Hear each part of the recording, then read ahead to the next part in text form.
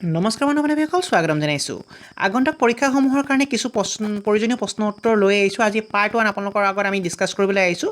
যদি আপোনালোকে আগন্তুক পৰীক্ষাসমূহৰ কাৰণে এপ্লাই কৰিছিল তেতিয়াহ'লে ভিডিঅ'টো শেষলৈকে মন দি চাই আৰু আগন্তুক যোনটো আমি এনেদৰে আপোনালোকৰ মৰম পালে প্ৰশ্ন উত্তৰসমূহ লৈ আহিম আৰু যদি কিবা ভুল দেখা পায় অনুগ্ৰহ কৰি আমাক কমেণ্ট বক্সত কমেণ্ট কৰিব আৰু যাতে আমি ভুলবোৰ শুধৰাই ল'ব পাৰোঁ, লগতে আপোনাৰ লগতে বেলেগ এজন উপকৃত হয়।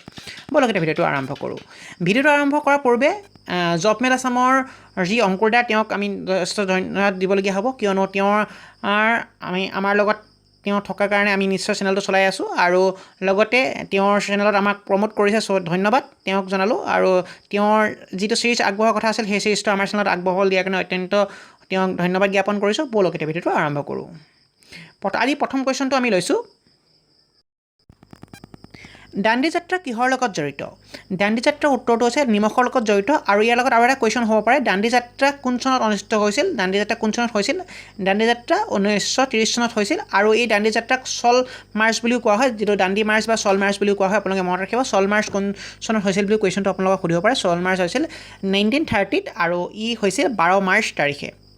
12 মাৰ্চ 1930 চনত এই নিমখৰ এগেইনষ্টত যি দাণ্ডি যাত্ৰা বা চল্ল কৰিছিল আৰু ইয়াত অংশগ্ৰহণ কৰিছিল বা ইয়াত প্ৰমুখ্য কৰিছিল মহাত্মা গান্ধীয়ে এই চল্ল প্ৰথমৰ যি আগবঢ়াইছিল বা আপোনাৰ যি প্ৰতিবাদ আগবঢ়াইছিল। দ্বিতীয় কুৱেশ্যনটো হৈছে, ভাৰতৰ প্ৰথমগৰাকী মহিলা শাসক বা মহিলা চুলতানা কোন আছিল? তেওঁ আছিল ৰাজিয়া চুলতানা। মহিলা শাসক বা মহিলা চুলতানা বুলি হ'ব পাৰে, তেওঁৰ নাম হৈছে ৰাজিয়া চুলতানা। তৃতীয় কুৱেশ্যনটো হৈছে, কনিষ্ক বংশৰ এজন শ্ৰেষ্ঠ ৰজা কোন আছিল? কনিষ্ক বংশৰ এজন শ্ৰেষ্ঠ ৰজা আছিল কুশান্ত। শ্বেৰ শ্বাহ ছুৰী দুৰ্গ ক'ত অৱস্থিত? শ্বেৰ শ্বাহ ছুৰী দুৰ্গ সহস্ৰম বুলি জেগাটুকুৰাত অৱস্থিত, য'ত যি বিহাৰত অৱস্থিত, বৰ্তমান বিহাৰত আছে। সেই শ্বেৰ শ্বাহ ছুৰী দুৰ্গ সহস্ৰমত অৱস্থিত। 5 নম্বৰ কুৱেশ্যনটো হৈছে, গৌতম বুদ্ধৰ জন্ম ক'ত হৈছিল? গৌতম বুদ্ধৰ জন্ম হৈছিল লুম্বিনী, বৰ্তমান নেপালত অৱস্থিত।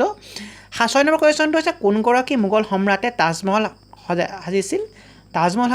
শ্বাহজাহান মোগল সম্ৰাটগৰাকীৰ নাম আছিল শ্বাহজাহান, আৰু যিয়ে নিজৰ পত্নীৰ স্মৃতিত এই তাজমহল সজাইছিল। আৰু এই তাজমহল কোনে সাজিছিল বুলি সুধিব পাৰে, মিস্ত্ৰীজনৰ নামো সুধিব পাৰে। মিস্ত্ৰীজনৰ নাম আছিল উস্তাদ ইচ্ছা খান। নেক্সট কুৱেশ্যনটো হৈছে, জালিয়ানাবাগৰ হত্যাকাণ্ড ক'ত হৈছিল? জালিয়ানাবাগৰ হত্যাকাণ্ড অমৃতসৰত হৈছিল আৰু জালিয়ানাবাগৰ হত্যাকাণ্ড 1919 চনৰ 13 এপ্ৰিল তাৰিখে অনুষ্ঠিত হৈছিল। নেক্সট কুৱেশ্যনটো হৈছে, আৰু তাৰ লগত জালিয়ানাবাগৰ হত্যাকাণ্ডৰ লগত মহাত্মা গান্ধীৰো এটা কাহিনী জড়িত আছে। জালিয়ানাবাগৰ হত্যাকাণ্ডৰ পিছতে মহাত্মা গান্ধীয়ে অসহযোগ আন্দোলন কৰিছিল। সুধিব পাৰে, জালিয়ানাবাগৰ হত্যাকাণ্ডৰ পিছত মহাত্মা গান্ধীয়ে কি আন্দোলন কৰিছিল? তাৰ উত্তৰটো হ'ব অসহযোগ আন্দোলন কৰিছিল। 8 নম্বৰ কুৱেশ্যনটো হৈছে, কোনজন মোগল শাসকৰ বুদ্ধৰ সমসাময়িক আছিল? বিম্বিহাৰ বুলি যিজন মোগল শাসক আছিল তেওঁ বুদ্ধৰ সমসাময়িক আছিল। 9 নম্বৰ কুৱেশ্যনটো হৈছে, প্ৰাচীন মুদ্ৰাত বীণ বজোৱা অৱস্থাত দেখুৱাই মুদ্ৰিত কৰা হিন্দু ৰজাজনৰ নাম কি আছিল? সমুদ্ৰগুপ্ত আছিল তেওঁৰ নাম। আৰু 10 নম্বৰ কুৱেশ্যনটো হৈছে, হিটলাৰে কেতিয়া জাৰ্মানীৰ উপদেষ্টা আছিল? হিটলাৰে 1933 খ্ৰীষ্টাব্দত জাৰ্মানীৰ উপদেষ্টা আছিল। যদিহে আজি আপোনালোকলৈ 10টা কুৱেশ্যন লৈ আহিছোঁ, যদিহে আপোনালোকে ভিডিঅ'টো চাই ভাল পায় নিশ্চয় ভিডিঅ'টো লাইক কৰক আৰু চেনেলটোলৈ যদি পোনপ্ৰথমবাৰ ভিজিট কৰিছোঁ অনুগ্ৰহ কৰি চেনেলটো ছাবস্ক্ৰাইব কৰি ল'ব। আৰু আগন্তুক দিনত আমি বিভিন্ন ধৰণৰ চিৰিজ আপোনালোকে লৈ আহিম আৰু বিভিন্ন ধৰণৰ অফিচিয়েল নটিছসমূহ আপোনালোকে জানিব পাব। চ' অনুগ্ৰহ কৰি ভিডিঅ'টো লাইক কৰক আৰু আপোনালোকৰ বন্ধু বান্ধৱী তথা সম্বন্ধীয় মানুহৰ ভিডিঅ'টো শ্বেয়াৰ কৰক যাতে তেওঁলোকে ভিডিঅ'ৰ পৰা উপকৃত হ'ব পাৰে। ধন্যবাদ, পুনৰ লগ পাম। জয় অসম।